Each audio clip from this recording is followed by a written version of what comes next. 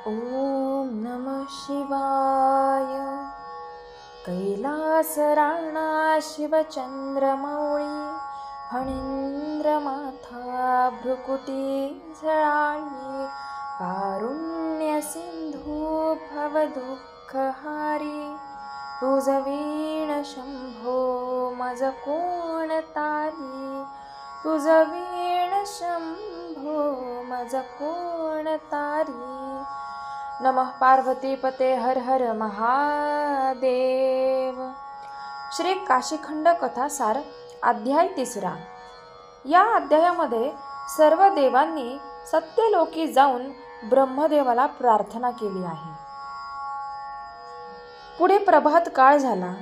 तारे, ग्रह, नक्षत्रे इत्यादिकांच्या जाण्याचा मार्ग विंध्याद्रीने रोखून टाकल्यामुळे ती सर्व अडकून राहिले.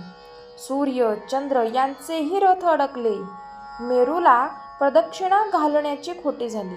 जीवजंतू सुद्धा 84 लक्ष योनीवर प्रकाश पाडण्याचे सूर्याचे काम, पण त्याचाही खोळंबा झाला. विंध्याचलाने मार्ग रोखून ठेवल्यामुळे सूर्याला जाता येईना. उत्तरेस सूर्य माध्यांनी येऊन अडकला, तेव्हा दक्षिणेस सर्वत्र अंधार. तेणेकरून पृथ्वीवर मोठा आकांत झाला. नक्षत्रांचे चलन बंद राहिल्यामुळे तिथी, वार, नक्षत्रे, लग्न, यज्ञ, होम हवन आदी सगळीच सिद्ध साधने तशीच राहून गेली. सूर्याचे गमन बंद झाल्यामुळे मृत्युलोकी दक्षिण बाजूला मोठा प्रळय आकांत झाला.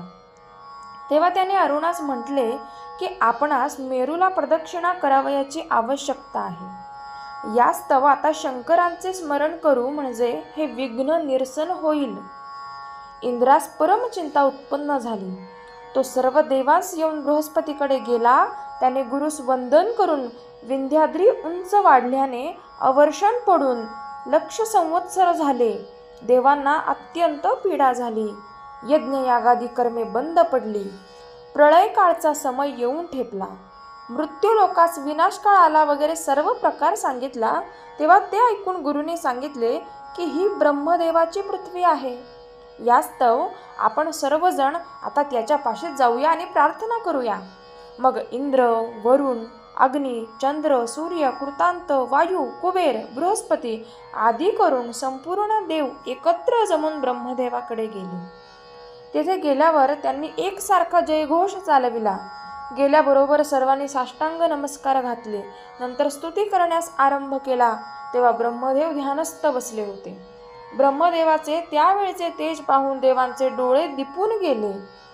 बृहस्पतीने केलेली विनंती ऐकून ब्रह्मदेवाने त्यास सांगितले, तुझी स्तुती ऐकून मला संतोष झाला. आपण कोणत्या कार्यासाठी आला आहात तो मजकूर मला निवेदन करावा. मग विंध्याचलाने सर्व घोटाळा ब्रह्मदेवाच्या कानावर घातला व पुढे कशी काय तजवीज करता येईल याचा विचार करून बंदोबस्त करावा आणि सर्वांना संतोषित करावे. हे ऐकून जसे तुमच्या मनात असेल तसे कार्य होईल म्हणून ब्रह्मदेवाने सगळ्यांना सांगितले. नंतर ब्रह्मदेव असेही म्हणाले, सध्या पृथ्वीचा नाश व्हावयाचा नाही. तिला सांभाळणारे पुष्कळ लोक आहेत.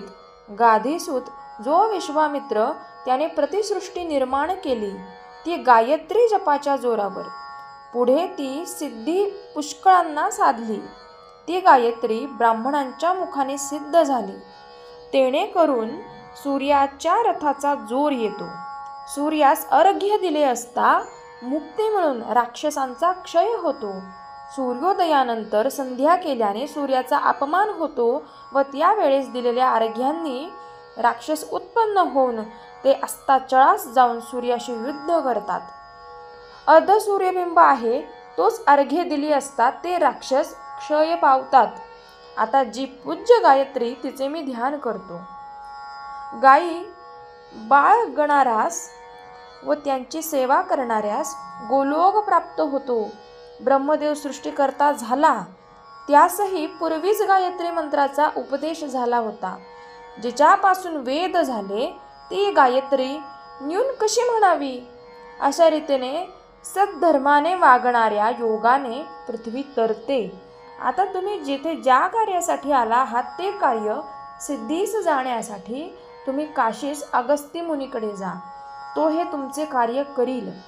पूर्वी एकदा असाच प्रकार घडला होता. याही वेळेस तोच तुम्हा संकटातून पार पाडील. मग याप्रमाणे ब्रह्मदेवाने सांगताच सर्वांस परमानंद झाला. मग ते जयघोष करून तेथून काशीस जावयास निघाले. ते आनंदवनास येताच काशी पाहून मनात संतोष पावले. ओम नमः शिवाय.